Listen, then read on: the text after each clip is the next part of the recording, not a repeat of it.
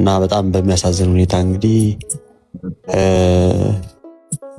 ያው ተገሎ ነው የተገኘውና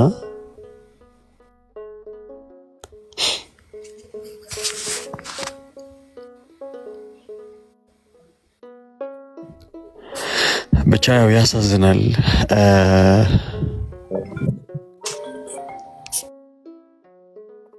እንደዚህ መሆኑ ያሳዝነኛል በጣም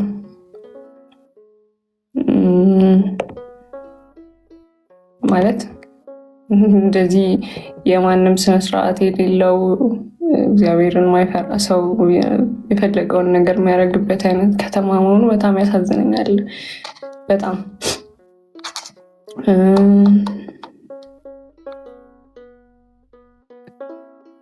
አንዳንዴ ደግሞ ያው እንደዚህ ደግሞ በእግዚአብሔር ቤት የተመላለሰ ሰው ንስሐ ገብቶ ቅዱስ ቁርባኑን ወስዶ ደግሞ ያው ትልቅ የሚያጽናና ነገር ነው ማለት ቀላል ነገር አንድ ሰው ወዴት እንደሚሄድ ካወቃችሁ ትልቅ እረፍት አለው በጣም ማለት ቀላል ነገር አይደለም ማርያምን የምሬ ነው አላቅም ስሜቴ ይገባችኋል እያስባለሁና እግዚአብሔር መጽናናቱን ይስጣችሁ ለሁላችሁም። ብዙ ማውራት አልችልም እንደዚህ አይነት ነገር ግን ቀላል ግን አይደለም። እንደዚህ በጣም ወጣት ገና ብዙ መኖር የሚችል ሰው ማጣት ማለት በጣም ብዙ መስራት የሚችል በጣም ማጣት በጣም ከባድ ነው። የምር ትላንትና ነገራችሁ ነበር። ዛሬ ቀጠሮ ይዤ መተን እንማማራለን ብያችሁ ነበርና በቃ የዚህ ልጅ ሞት ቅርብ ሰዓት ላይ ነው የሰማሁት። የምር እየተዘጋጀው ነበረ፣ እያነበብኩኝ አንዳንድ ነገሮችን ጽሁፎችን ምናምን አውጥቼ እያዘጋጀው ነበረ። ላፕቶፔ ላይ እያነበብኩኝ በነበርኩበት ሰዓት ነው በቃ ረበሸኝ። በቃ በጣም አሳዘነኝ፣ በጣም ረበሸኝ ምናምን። በጣም የሚያሳዝን ወጣት ከኔ ራስ እኔ በጣም በእርግጠኝነት በጣም በትንሹ 7-8 ዓመት እበልጠዋለሁ። በጣም በዛ ላይ በአካል አግኝቼዋለሁ። በጣም እስካሁን አይኔ ላይ ያለው ደግሞ ከልጁ ባህሪ ምን መሰላችሁ? በጣም አይኔ ላይ ያለው ተደብቆ ይቀርጸኝ ነበር ፈርቶ ማለት ነው። 22 ዓመቱ ነው። እንደዛ ከሆነ ከዚህ በጣም በሰፊ ልዩነት ነው በልጦ ማለት ነው። ተደብቆ ይቀርጸኝ ነበረ። ከኔ ጋር አንዴ ፎቶ ተነሳና ከዛ በኋላ ኮንተንት መስራት ፈልጎ ነበረ እና ከዛ ተደብቆ ማላዊ መስሎታል። ይቀርጸኛል፣ ፎቶ ያነሳኛል፣ ይቀርጸኛል፣ ፎቶ ያነሳኛል። ረጅም ሰዓት ቆሞ ያየን ነበረ። ብርቅ ሆኖበት በጣም ተመስጦ ያየን ነበር። እሱ ነው ያስታወሰኝ። በእግዚአብሔር ስም በጣም ነው ያዘንኩት። በጣም እግዚአብሔር አምላክ ደስ የሚለው ግን የጌታችንን የኢየሱስ ክርስቶስን ቅዱስ ስጋውን እና ክቡር ደሙን ተቀብሏል። ቀይ ልጅ ያሉ ዛሬ ከጌታ ጋር። አሁን ፕሮቴስታንት ምን ብሎ ይጠይቁናል? አሁን ብትሞት የት ነው የምትገባው ምናምን ብሎ ይጠይቁ። ልክ የጌታን ስጋና ደም የተቀበልክ ከሆነ አሁን በሞት ከጌታ ከኢየሱስ ክርስቶስ ጋር ነው ህብረትን ማደርገው ብለህ ትመልሳለህ። እና የዚህ ልጅ ነፍሱ በክርስቶስ ኢየሱስ እቅፍ እንደሆነች እኔ አምናለሁ። በእውነት በሙሉ ልብ አምኜ ነው የምናገረው። በሙሉ ልብ፣ ሽንገላም አይደለም፣ ፉከራም አይደለም።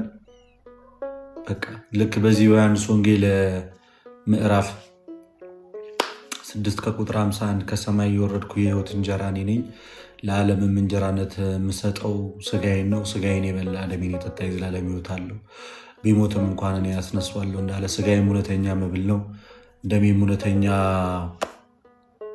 መጠጥ ነው። ስጋዬን የበላ ደሜን የጠጣ እኔ በእርሱ እኖራለሁ እሱም በእኔ ይኖራል ብሎ ነው ጌታ ኢየሱስ ክርስቶስ የተናገረውና ይህ ወንድማችን ዛሬ ከጌታ ጋር እንደሆነ አምናለሁ። የዘላለም ህይወትን አግኝቷል።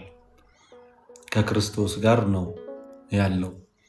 ወደ ፈጠረው ጌታ ነው ሄደው እና በመጨረሻው ቀንም አስነሳዋለሁ እንዳለ ይህ ልጅ ከዚህ በኋላ በትንሣኤ ነው የምናገኘው ማለት ነው። የሚፈርሰው ስጋ የማይፈርሰውን፣ የሚበሰብሰው ስጋ የማይበሰብሰውን ስጋ ለብሶ በክብር ይነሳልና የዛን ሰዓት ነው የምናገኘው። እስከዛ ድረስ ግን የእሱ በረከት ይድረሰን። የትኛው በረከት? ቅዱስ ስጋውና ክቡር ደሙን ተቀብለን። በእውነት ይህን ስታስቡ እዚህ አጋጣሚ አንድ መልእክት ላስተላልፍ። እንደሚሞት ሰው ብንኖር መልካም ነው። ከዚህ ዓለም ድካም እንደሚያርፍ ሰው ድንገት ተጠርተን ወጥተን እንደምንቀር አይነት በቃ እንደሚሞት ሰው ብንኖር ባልተጨካከንን፣ እንደሚሞት ሰው ብንኖር እርስ በርስ ባልተገፋፋን፣ በቃ ማለት ለዚቹ ነው ሰው በ20 ዓመቱ በ22 ዓመቱ ከዚህ ዓለም ድካም ገና መኖር ልጀምር ብሎ በሚያስብባት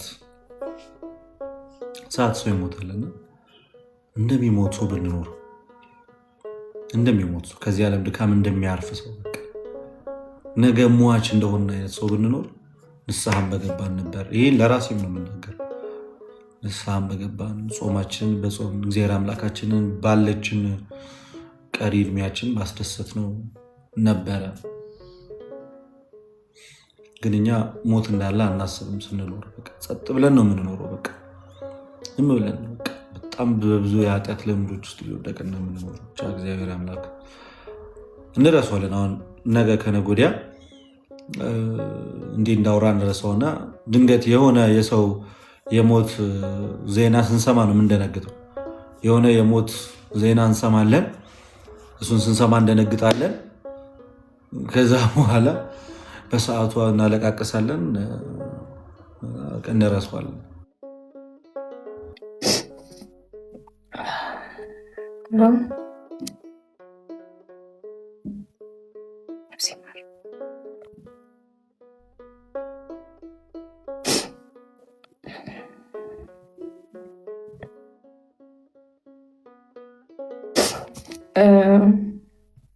ግን ያው አብዛኞቻችሁ ወጣቶች ናችሁ ምናምን ይመስለኛል። እዚህ ቲክቶክ ላይ በጣም አክቲቭ ናችሁ ሰዎች ምናምን ነው።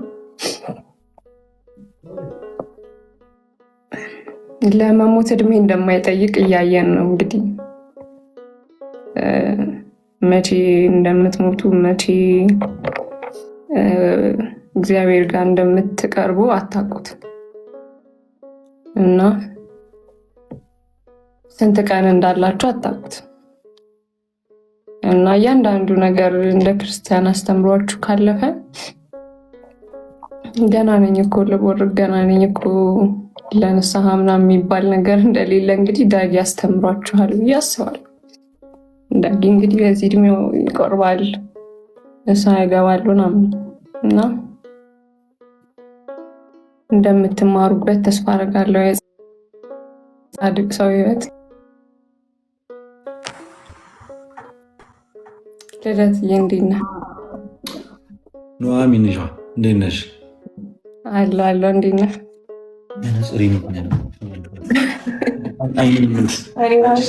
ጽር ላደርግ ነው እንትን ብሎኛል።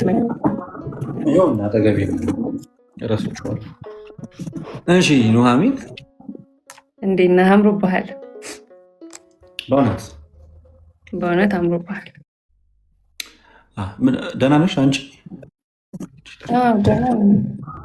ምንድን ነው አይንሽ ምናምን ያለቀሽ? አልቻልኩም። ታውቃለህ ዳጊን ስሰማ አልቻልኩም። ማርያም እኔ ደግሞ አሁን ስለሱ እያወራሁ ነበር። የሚገርምሽ አግኝተሽዋል በአካል? እኛ አግኝተነው ነበረ እዛ ጎንደር። እኔ ኢንስታግራም ላይ በጣም ነው የምናወራው። ቲክቶክ ከትናንትና በፊት ቲክቶኬ ላይ ቪዲዮ ይመጣል እና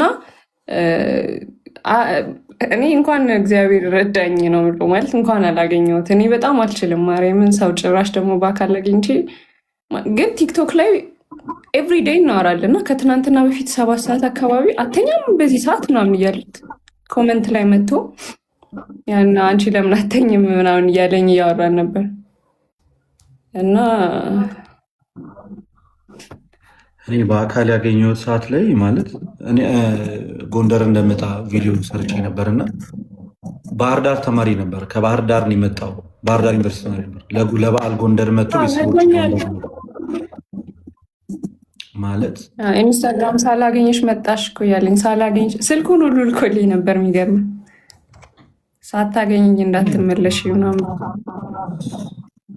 እኛን ሲያገኝ እንዴት እንደተንቀጠቀጠ እኔን ሰላም ለማለት ማለት ነው። እንዴት ሰውነቱ እንደተንቀጠቀጠ ደስ ብሎት ማውራት አቅቶት ምናምን ነገር አረና ዳጊ እኔ እኮ አውቃለሁ ብዬው ጠርቼው ፎቶ ተነስተን ከዛ በኋላ ተደብቆ ይቀርጸኛል። ተቀል 40 ደቂቃ ያህል ምናምን ቻው ካለም በኋላ አልሄደም። እዛው አካባቢ የማናየው ይመስላል ያማላየው መስሎት ተደብቆ ከጓደኛዋ ጋር ምናምን ይቀርጸኝ ነበር። የነባት እንዴት እንዳሳዘነ ይመስላል።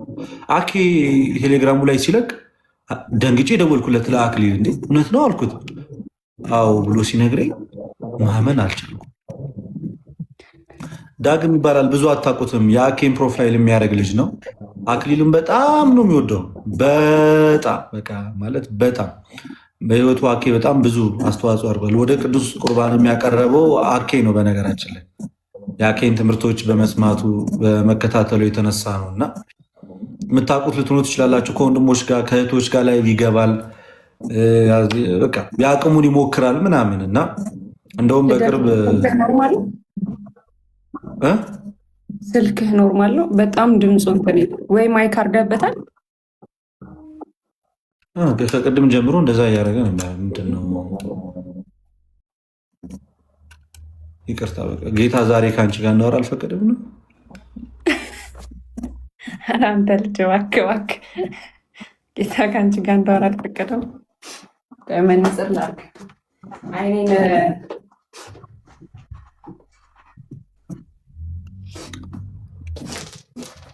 እኔም በቃ አሁን ልዘጋ ስል ድንገት ሳይሽ ነው የላኩልሽ። ምንም ማውራት አልቻልኩም። የእሱን እንትን ከሰሞኑ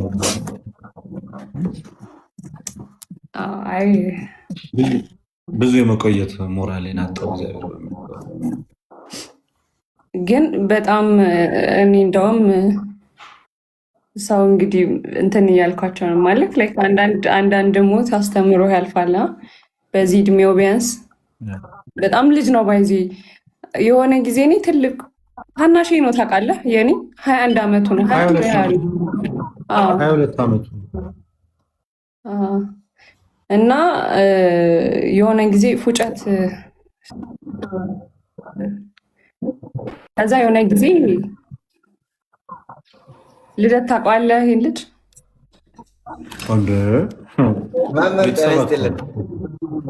እንደምን ሰላም ነው?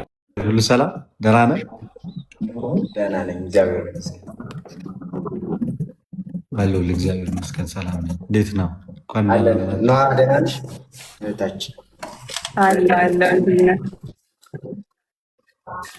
አለን። ውይይት ላይ ናቸው ትወጣላችሁ? ኧረ ችግር የለውም። እኔ ለወጣ ስለሆነ ጌም አይደለም እያወራን ነው። ከዛ ልደት የሆነ ማለት እኔ ህፃን ነበር ማለት ትልቅ ነበር የሚመስለኝ እና 21 ዓመቴ ነው ምናምን አለኝ።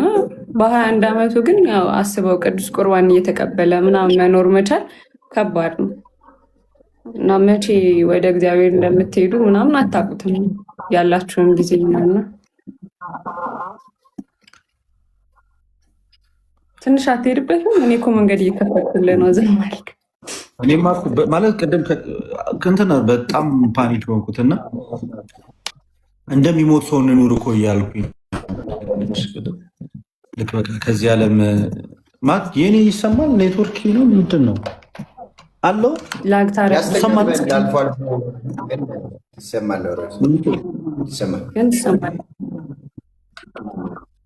ኔትወርክ መሰለኝ። አይ ቲንክ ትሞቃለች የኔ ዋይፋይ እና ብዙ ሙቀት አትችልም። መሬት ላይ ላረጋት እስኪ ወይ እዚህ ጭንቅላቴ ላይ ላረጋት። አሁን መጥቻለሁ። አለ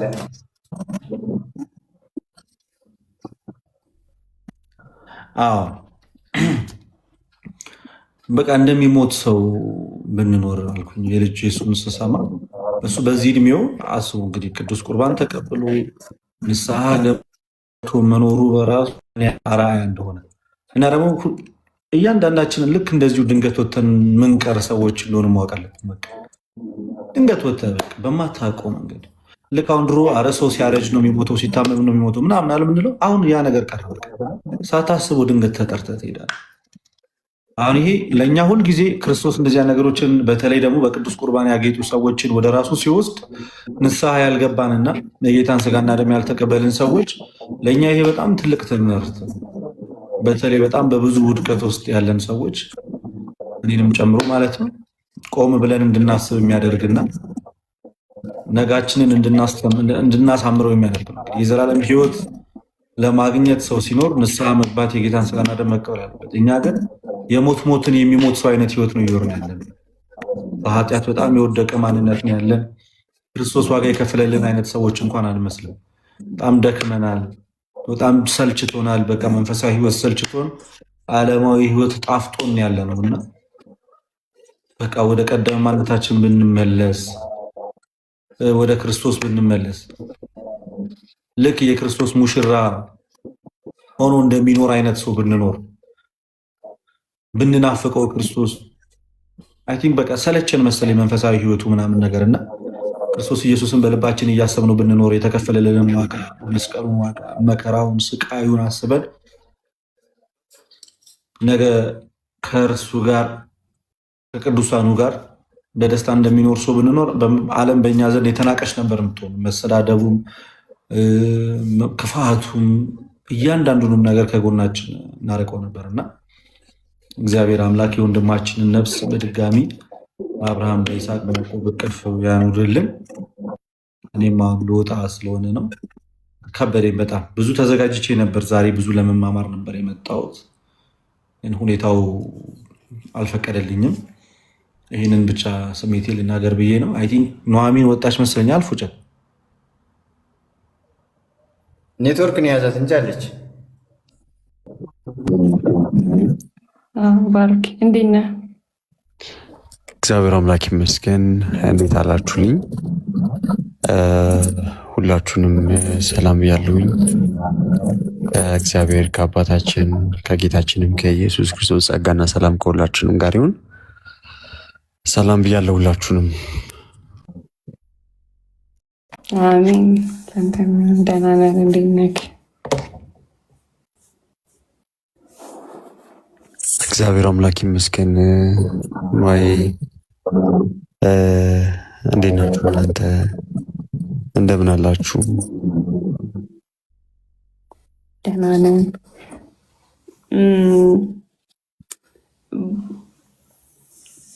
ደህና ነን፣ እግዚአብሔር ይመስገን። ምንም አንልም። ደህና ነን።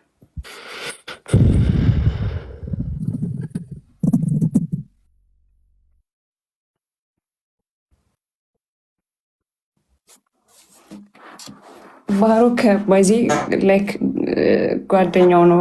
ከሁላችንም ይልቅ ከባሮክ ጋር በጣም ይቀራረባል እና ባሮክ ያይዞክ ያጽናና፣ አንተንም ቤተሰቦቹንም። ከባድ ነው በጣም።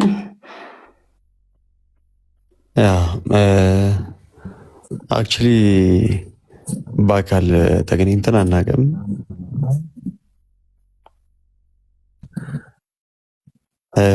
የሆነ ጊዜ ላይ አንድ ጓደኛው የሆነ ወደ እስልምና አይነት ነገር እንትን እንዲል ብቻ ጥያቄ አለኝ አለ። የሆነ ላይ ሆኜ ነው እና ቤት ላይ ገብቶ ባሮኬ ጥያቄ አለኝ ምናምን ነገር የምትችል ከሆነ ምናምን ብሎኝ ከዛ በኋላ ወደ 2 ሰዓት ይሆናል ያወራሁት በስልክ ደውዬ ማለት ነው። ከዛ በኋላ በጣም ነው የማመሰግነው፣ አሁን ልብ ያረፈ ምናምን ነገር አለ። ብቻ ጊዜ በረዳ ተነጋገርን፣ ተማማርንና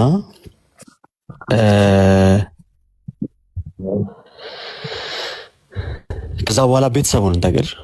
ቤተሰብ ስልሽ ላይክ እንዴት አይነት ቤተሰብ መሰለሽ? ይሄ ወረት የማያጠቃው አይደለም እንግዲህ ከአመት በላይ ሆነን እዛ አካባቢና የሆነ ሳይመች እንኳን ቀርሽ ስልክ ባታነሽለት የማይቀየም ሰው የሆነ አይ ትናንትና እኮ ስደውልላት ስልክ አታነሳምና ዛሬ መደወል የለብኝም ብሎ የማይለን ሰው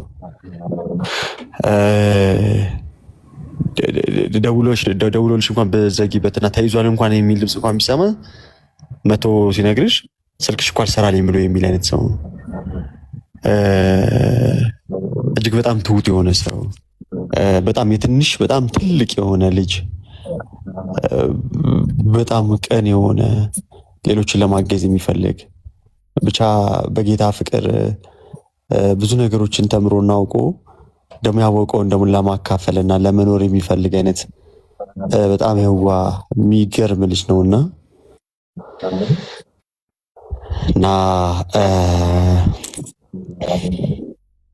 እና በጣም በሚያሳዝን ሁኔታ እንግዲህ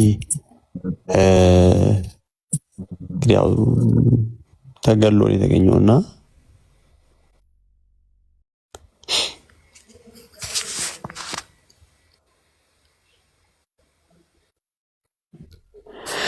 ብቻ ያው ያሳዝናል።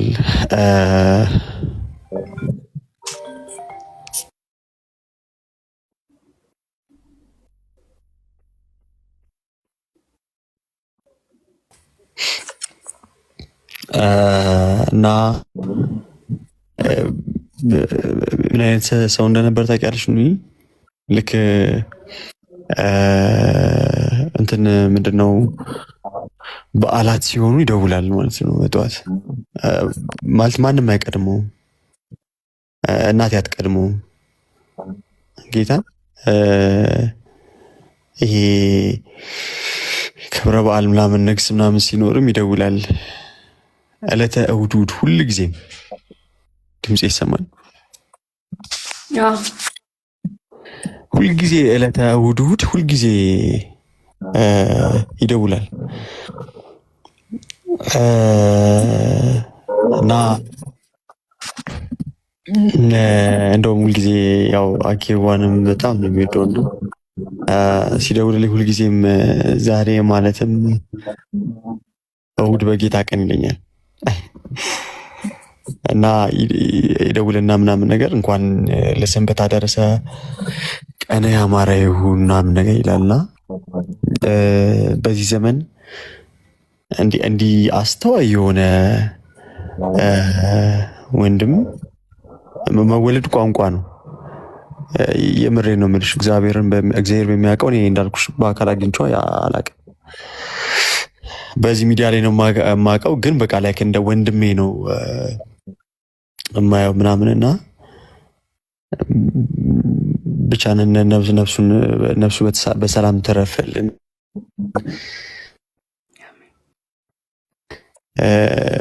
ዋናው ነገር ወደ ቅዱስ ሚስጥር መቅረቡ ነው።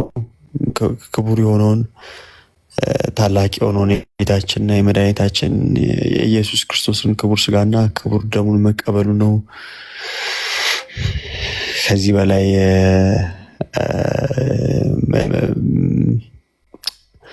በላይ መታደል የለም። የምርም የክርስቶስ ሙሽራ ሆኖ ነው ወደ እውነተኛው ወደማይቀርበት ወደ ጌታ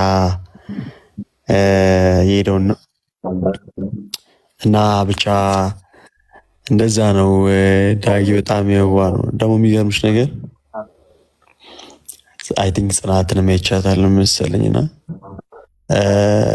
መቼ ዕለት ቤት ከፍተው ምናምን ነገር እነሱ ምንድነው እኔ ደግሞ ማውራት አልችልም ታውቂያለሽ፣ ስልክ ካልቀየርኳ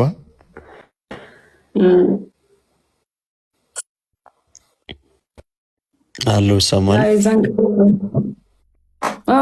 ባሮክ በሲስተር ስልክ ካልሆነ ማውራት አልችልም። አሁን እና እግዚአብሔርን ቃል እያካፈለ ምናምን ነገር ነበርና እኔ ዝም ብዬ ገባሁኝ ማለት ነው። ወንድምና እህቶች ሰብሰብ እንዲሉ ምናምን ዝም ብዬ ገባሁኝ እና ስልክ አስቀድማ ሱባኤ ያዘች አርመሞ ላይ ነች ምናምን እያለ ሲያሾፍ ነበር እና ቅዳሜ ሊሆን ደግሞ ዓርብ ዕለት ደግሞ ቴክስት ጽፉልኝ ደግሞ አላየሁትም ነበርና በጣም የሚያቆስለው እንደዚህ አይነት ነገር ደግሞ የሆነበት መንገድ ሆኖ የተገኘበት መንገድ ደግሞ በጣም ነው ልብ የሚሰብረውና ሌላ አምላክ የፍትህ አምላክ ነው። እውነተኛን ፍትህ ደግሞ ለእርሱ ይሰጠዋል። እስከ መቼ አትፈርድምን ብለው ከሚጣሩ ነፍስ ውስጥ አንዷ ትሆናለች ማለት ነውና ትልቁ ነገር ግን እሱ አይደለም። ትልቁና ታላቁ የሆነው ነገር ሁላችንም ተስፋ የምናረጋትን ርስተ መንግስተ ሰማያትን መውረስ ነውና ወደ ዘጋጀልን ስፍራ መግባት ነውና ጌታም ደግሞ እንዳለንም ደግሞ ስጋዬን የበላ ደሜን የጠጣ ነው ያለውና ቢያንስ ሙሽራ ሆኖ ተዘጋጅቶ ስለሆነ ቢያንስ እንድንጽናና ያደርገናል። ግን ብቻ መወለድ ቋንቋ ነው። ወንድማችንን ነፍሱን ይቀበላት፣ ከእሱ ጋር ትኑር። አሜን። ሌላ ምን ይባላል? ከባድ ነው። በጣም በጣም ከባድ ነው። በተለይ ማለት በጣም ልጅ ነው ጋይስ፣ ትልቅ ሰው አይደለም። ገና 22 ዓመቱ ነው ማለት በጣም ማርያም፣ በጣም ከባድ ነው። ለቤተሰቦቹ፣ ለጓደኞቹ እግዚአብሔር መጽናናትን ይስጥ፣ ለሁሉም ሰው። ምክንያቱም ዳጊ የቤተሰቦቹ ብቻ አይደለም፣ ጓደኞቹ፣ እዚህ ጋር ያለን ሰዎች ማለት ዳጊን በአካል ማወቅ አይጠበቅባችሁም። ስለ ዳጊ ለማውራት በጣም ትሁት፣ በጣም ደስ የሚል በጣም ሰው ነውና ከባድ ነው። ብቻ ከትናንት በፊት እንዳልኳችሁ እኔ ላይቭ ላይ መጥቶ እያወራን ነበርኩ በኮመንት አተኝም አንቺ ልጅ እስከዚህ ሰዓት ምናምን እያለኝ አንተስ ምናምን እያልኩት ነበረ። ከሌሊቱ 7 ሰዓት አካባቢ ነው። ብቻ ከባድ ነው በጣም። እግዚአብሔር መጽናናትን ለሁሉም ሰው ይስጥ። አይ ቲንክ ተገሎ ነው የተገኘው። አይ ዶንት ኖ ስለሌላው እኔ ብዙ አላውቅም። ምናልባት ባሮኬም እንደዛ ነው ያለው። አይ ቲንክ አይደል ባሮኬ?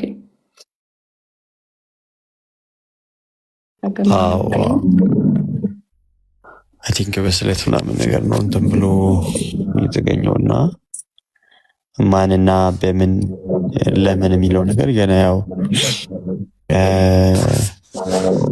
እንትን አልተባለም፣ አልታወቀም። አይ ቲንክ አሁንም በዚህ ፍጥነት ላይታወቅ ይችላል። ያው ገና ምርመራ ምናምን ነገር ስለሚያስፈልግ ብቻ ግን ወንድማችንን ያው በሰው እጅ አተነዋል ማለት ነው። በእንደዚህ ሁኔታዎች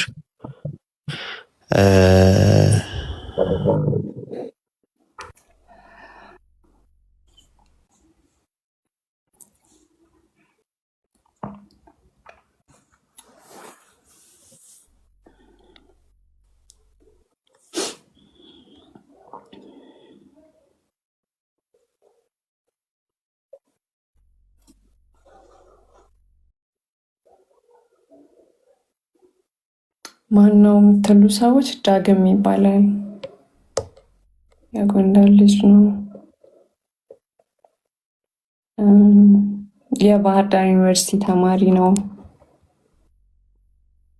እና እኔ ማለት ማመን ሁላ አቃተኛ። አላቅም ማርያምን ማመን ሁላ ከበደኝ በጣም። አንዳንድ ይሄ እንትን የሚመስላችሁ ነገር አለ አይደለ? ምንድነው አሁን የሆነ ሰው መጥቶ ላይክ አይደለም ቢል ምናምን ብላችሁ የምንጠብቁት እግዚአብሔርን እንደዛ አይነት ይሄ ህልም የሆነ አይነት ስሜት የሚሰማኝ እግዚአብሔር በጣም ህፃን ነው ጋይስ፣ ገና 22 ዓመቱ ነው። እኔ እንደውም ትልቅ ሰው ነበር ይመስለኝ የሆነ ጊዜ ስናወራ ኧረ እኔ እኮ ምናምን ሲል እና እንጃ ብቻ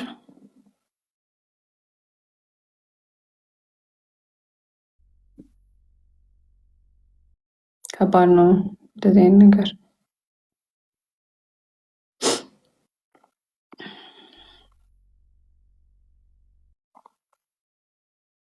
እግዚአብሔር ለሁሉም ሰው መጽናናትን ይስጥ።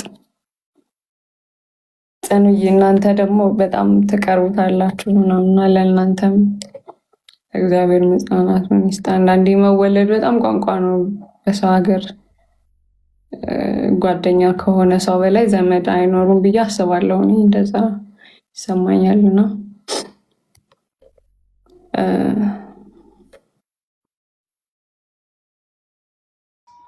እግዚአብሔር ነፍሱን በአጸደ ገነት ያኖርልኝ። ምንም የምለው ነገር የለም።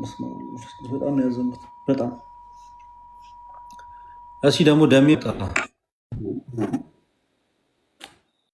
አባቢ የኔ አባት የኔ ጌታ አይጀግነው ክብረት ስትልኝ ማታ አንተ ቤት ገብቼ በዛው ለት ብዬ እነቃለሁ። ሌላ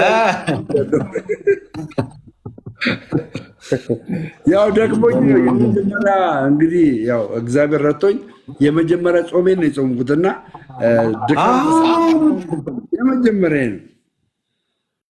እንዴት ነበረ? ጥሩ ነው፣ ያነሳሳል። አሁን ሁለተኛ አሪፍ ነው። ግን የምልህ ማርያምንም ማለት ነው በጣም አሪፍ ነው።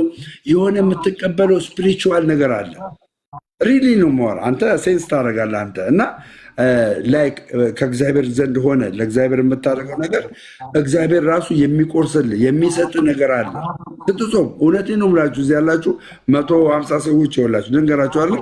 የምሬ ነው የምላችሁ። ከእግዚአብሔር ጋር ለእግዚአብሔር ብላችሁ የምታደርጉት ነገር ከእግዚአብሔር ዘንድ ለእናንተ የሚሰጣቸው ነገር አለ። አሁን አንድ ሀብታም ቤት ስታገለግሉት፣ ሀብታም ነው ሰውየው፣ ስታገለግሉት አገልግሎታችሁ ደስ ብሎት ተጨማሪ ነገር ቲፕ ይሰጣቸዋል። ቲፕ ማለት ነው። ገባችሁ? እኛውም የምንጾመው ለራሳችን ነው።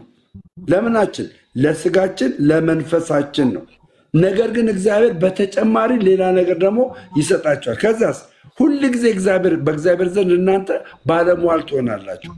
የሴጣንን ሀሳብ የሴጣን የዚህ ዓለምን ሀሳብ እየረገጣችሁ እያሸነፋችሁ ትቀጥላላችሁ። እያሸነፋችሁ የእውነት አንድ ክርስቲያን ልደትዬ ታውቃለህ፣ አንተ ይቅርታ አንተ እያለ መናገር አይጠበቅብኝም። አንድ ክርስቲያን የሚጾም ከሆነ የሚጸልይ ከሆነ ታውቃለህ፣ የሮሜ መጽሐፍ ምዕራፍ 8 ከቁጥር 20 ጀምሮ ያለው ነገር አያገኘውም። ከክርስቶስ ፍቅር የሚለየኝ ማን ነው አላለ? ይሄ ጀግንነቱን እኮ ነው የሚያሳየው። ለምን? ከክርስቶስ ጋር ያለው ፌሎሺፕ አይተዋላ። ረሃብ ነው፣ ችግር ነው፣ ቸነፈር ነው፣ መታረዝ ነው፣ ማጣት ነው እያለ ይናገራል። ይሄ ሁሉ ነገር ከክርስቶስ ኢየሱስ አይለያችሁም። ያ ማለት እናንተ ለሚድኑት የህይወት እስትንፋስ ናችሁ። ለሚሞቱት ደግሞ የሞት እስትንፋስ ነው የሚያደርጋችሁ እግዚአብሔር ማለት ነው። ይቅርታ የኔ አባት አንተ እያለ ቆንጆ ነው። ጨርስ ሀሳብን። በጣም ደስ ብሎ እየሰማሁ ነው። እና ወንድሞቼ እናቶቼ የእውነቴን ነው የምላችሁ። በጣም ከእግዚአብሔር ጋር ያላችሁ ፌሎሺፕ እየጠነከረ ይመጣል። ራሱ ሴንስ ታደርጉታላችሁ ውስጣችሁ። መንፈሴ ከመንፈሳችሁ ጋር ይመሰክራል ይላል። ሌላው ይቅርና የእግዚአብሔር ሰው መሆኑን ለማወቅ የእናንተ መንፈስ ይመረምራል። የእግዚአብሔር ሰው ይመረምራል እንጂ በማንም ምን አይልም ነው የሚለው ልደትዬ፣ አይመረመርም ይላል። አይታችኋል? ይሄኛውን አይነት ጸጋ ለማግኘት ከእግዚአብሔር ጋር ፌሎሺፓችሁ ምን ያለ ይሆናል? የቀረበ ይሆናል። ትልቅ በረከት ነው። በተለይ ይሄኛው ጾማችን በተለይ በዚህ ሳምንት የምናደርገው ዘወረደ ብላ ቤተክርስቲያን የሰጠችን ጾማችን የምናደርገው ከሰዎች ጋር በንስሐ በይቅርታ አድርገን ራሳችንን ደግሞ ለንስሐ ፍሬ አብቅተን የምናደርገው ነገር የእውነት እንዳያመልጣችሁ የምላችሁ ነገር ይሄኛው ሳምንት እስከ ዓርብ ማለት ነው እንዳያመልጣችሁ። በቃ ዘወረደ ምን ያክል እግዚአብሔር ለእናንተ በንስሐ እንደሚቀርባችሁ ጸጋው ምን ያክል እንደሚጨምርላችሁ የቲቶ 2:11 ሀሳብ ዓለማዊ ምኞትን የሚያስክድ የክርስቶስ ጸጋ ተገልጧል። ይህም ጸጋ የተባረከውን ተስፋችንን ኢየሱስ ክርስቶስ እንድናይ ያደርገናል ይላል። ይህን ነገር ለማግኘት እናንተ ምን መሆን አለባችሁ? ንጹህ መሆን አለባችሁ። የይቅርታ ልብ ይሰጣችኋል። አያችሁ፣ የምህረት ልብ ይሰጣችኋል። ጨካኝ አትሆኑ፣ የምትራሩ ትሆናላችሁ። ለምን? ይሄኛው ሳምንት ቤተክርስቲያን ዘወረደ ብላላ ኢየሱስ ክርስቶስ ለምን እንደወረደ የምታውቁበትን የሚነገርላችሁ ነው። በማርያም ስም የምጠይቃችሁ ደግሞ 2 ቀን ብጾሙ 1 ቀን እንኳን ብጾሙ የአሁኑ እሁድ ቅዳሴ አንድ ሰው እንዳይቀር የእውነቴን ነው የምላችሁ። ከበረከቱ ተካፈሉ። የአሁኑ ቅዳሴ የእሁዱ ቅዳሴ ከበረከቱ ተካፈሉ። ከበረከቱ የእውነቴን ምላችሁ። ቢቻላችሁ ደግሞ ማለት ነው ቢቻላችሁ ቀጥሉ፣ በዛው አትዘናጉ። ክፍተት አትፍጠሩ፣ ለጠላት ክፍተት አትፍጠሩ። አይታችሁ ከሆነ አንደኛ ጴጥሮስ እንግዲህ ባላጋራችሁ ዲያብሎስ ገባ ሊባላችሁ እንደ በዙሪያችሁ ምን ይላል ነው የሚለው ይዞራል ይላል። አሁን ላይ ክርስቲያኖች ላይ ይኸውላችሁ ጠላት ነው የሚዞርብን። አያችሁ እንዳትበሉ። ይህንን ጾም ያሸነፈ ሰው ሁልጊዜ አሸናፊ ነው የሚሆነው። አሸናፊ ለምንፍቅና ትምህርት ራሱን አሳልፎ አይሰጥም። የምንፍቅና ትምህርት አይበላውም። ለቤተ ክርስቲያን ታማኝ ይሆናል። ለቤተ ክርስቲያን ለአባቶች ተገዥ ይሆናል። ለቀኖና ለዶግማችን ተገዥ ይሆናል። እውነቴን ነው ብላችሁ እና በርቱልኝ የኔ ወንድሞች። በእናትህ በጣም ሸም እያዝ ነው ያወራሁት። ድነትዬ እና ይቅርታ ጠይቃለሁ ብዬ ነው እኮ በእናትህ እናንተና ሚስ ስላደረጉ። አረ ልክ ነው። የልብህን አውራ። የወንድም ቤት እኮ ነው። ምንም መሳቀቅ የለብህም። ምን አባቱ ነስና የመጀመሪያ ኤክስፒሪየንስ ነው እና እንደዚህ ስለተሰማ በጣም ደስ ብሎኛል። ይህንን ነገር ያስቀጥልልን መድኃኒዓለም ነው የምለው። በቤተክርስቲያን እንግዲህ ጽንት ብለህ እየበረታ በየጊዜው ለፍጻሜው ያድርስ ነው የምለው። እንግዲህ ያው ከፕሮቴስታንት በቅርብ ለመጡ ወዳጆቻችን ሁሉም ይህ ጾም የመጀመሪያቸው ነው የሚሆነው። አዲስ ለሆናችሁ ለቤተክርስቲያን ህብረት በቅርብ የተጨመራችሁ ይህ በጣም ታላቅ የበረከት ጾም ነው። መጽሐፍ ቅዱሳዊ ነው። በማቴዎስ ወንጌል ላይ አይታችኋል። 40 ቀንና 40 ሌሊት ከጾመ በኋላ ተራበ ይላልና ሙሴ በኦሪት ዘጸአት ምዕራፍ 34 ላይ 40 ቀንና 40 ሌሊት እንጀራም ውሃም ሳይቀምስ እንደቆየ ይነግረናል። በሲና ተራራ ላይ ኤልያስም እንደዛው ብዙ ነቢያት ጾመዋል 40 ቀንና 40 ሌሊት። ራሱ ጌታችን ኢየሱስ ክርስቶስ ጾሞታል። እዚህ ከሌሎቹ ጾም በእጅጉ በጣም የተለየ የበረከት ጾም ነው። በጾም የሥጋ ፍላጎትን እናሸንፋለን፣ ወደ እግዚአብሔር እንቀርባለን። እግዚአብሔር ምሕረት ቸርነቱን ያበዛልናል። እንደውም ቅዱስ አትናቴዎስ በመጀመሪያው ደብዳቤው ከቁጥር 5 ላይ እንደውም ምን ብሎ ነው የሚናገረው? ጾም የነፍስን የኃጢአት ስርየት ታሰጣለች እስከ ማለት ድረስ ይናገራል ቅዱስ አትናቴዎስ። እና በቀደሙት የቤተክርስቲያን አባቶች ሁሉ የሚጾም ትልቅ ጾም ነው። በነገራችን ላይ ድንገት የመጣ አይደለም እና ጾምን የሚጠላ ሰይጣን ብቻ ነው። ክርስቲያን ሆኖ ጾምን የሚጠላ ሰው አይኖርም። ከቤተክርስቲያን የክርስትና ሕይወት ከሚገለጥባቸው ዋነኛውና አንደኛው ነገር ጾም ነው እና ስንጾም በአቅማችን እግዚአብሔር እንደፈቀደ ያው እያስቀደስን ቢሆን መልካም ነው። በተለይ ሰንበትን የቻልን ደግሞ ዕለት ተዕለት የሚደረገውን ቅዳሴ እያስቀደስን በንስሐ ሕይወት እየተመላለስን የምንሄድ ጥሩ ነው። የሚገርም በዚህ አጋጣሚ አንድ ወዳጃችን አንድ በጣም የአኬን ፕሮፋይል የሚያደርግ ዳግም የሚባል ልጅ ታውቀዋለህ? በጣም ሕፃን ጩጬ በጣም ልጅ ከዚህ በፊት በጣም በቃ እንዴት ልበልህ የሚያሳዝን ልጅ በሰው እጅ አልተገደለም። ከዛሬ 2 ቀን በፊት መሰለኝ 1 ቀን 2 ቀን በፊት ሕፃን ነው በቃ ማለት ጎንደር የጥምቀት ጊዜ አግኝቼው ነበርና በጣም ነው ያዘንኩት። በጣም ማለት አይ ቲንክ ለብቻው ጠርተውት ምናምን ነገር መሰለኝ ማንም በሌለበት ጎዳና ላይ መሰለኝ እዛ ያደረጉትና ሰው ጨክኖ መሰለኝ ሰው ጨክኖ እንኳን የሚሰርበው ሰው አይደለም እንኳን የሚገለው የሆነ ድንብር ያለ በቃ በጣም ቀጫጫ ሕፃን ምንም የማያውቅ ምስኪን የምስኪን መጨረሻ። እኔ በአካል አግኝቼዋለሁ፣ ስለሱ መናገር ይችላል። በጣም ትሁት። እኔ ጎንደር የመጣው ሰዓት ላይ ጎንደር መምጣቴን ሰምቶ ኬት ድረስ መጥቶ እንዳገኘኝ ልነግር አልችልም። ጠይም ልጅ በጣም አኬት ቴሌግራሙ ላይ ለቆታለን። ነፍሱን ይማረው። ደግሞ ደስ የሚለው በቅርብ ነው የጌታን ቅዱስ ሥጋና ክቡር ደም የተቀበለ በጣም ደግ የዋህ። አኬን ደግሞ እንዴት እንደሚወደው ብታይ። ከኔ ጋር ፎቶ አብረን ተነስተናል። በሰዓቱ ፖስት አድርገዋል። ስቶሪ አድርጌዋለሁ እና እንዴት አይቼዋለሁ። ስቶሪ ላይ ያለው አሁን ቅርብ ሰዓት ያደረግኩት